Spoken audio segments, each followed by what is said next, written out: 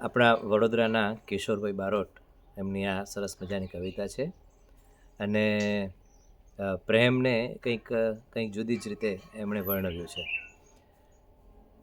મોર પીંછાથી લખાયા 2.5 અક્ષર પ્રેમના ને કલેજે કોતરાયા 2.5 અક્ષર પ્રેમના. વાંસળીમાં સૂર દીવે તેજ ને ફૂલે મહેક છે, કંઈક ભાષામાં છપાયા 2.5 અક્ષર પ્રેમના. મારો દીકરો જ્યારે જન્મ્યો લગભગ 34-35 વર્ષ પહેલાં, ત્યારે એની જાણ કરતો પત્ર અમે એવો લખ્યો હતો કે જેમ ગીજુભાઈ બધેકા કહે છે તેમ બાળક એટલે પ્રભુ તરફથી માનવજાતને મળેલો એક પ્રેમપત્ર છે. અમને પણ એવો એક પ્રેમપત્ર મળ્યો છે. આમ કહીને અમે એ જાણ કરી હતી. ને અહીં કિશોરભાઈ બારોટ આ શું કહે છે, વાંસળીમાં સૂર એ પ્રેમ છે, દીવામાં તેજ એ પ્રેમ છે, ને ફૂલમાં મહેક એ પ્રેમ છે. આવી કંઈક ભાષાઓમાં 2.5 અક્ષર પ્રેમના ભગવાને આપણે માટે મોકલી આપ્યા છે. ફરી બોલું છું આ પંક્તિ. વાંસળીમાં સૂર દીવે તેજ ફૂલે મહેક છે, ને કંઈક ભાષામાં છપાયા 2.5 અક્ષર પ્રેમના.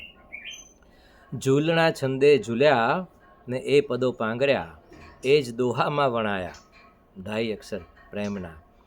ને સૂર્ય ભૂમિ વૃક્ષ વર્ષા ને ફસલ શું છે બધું?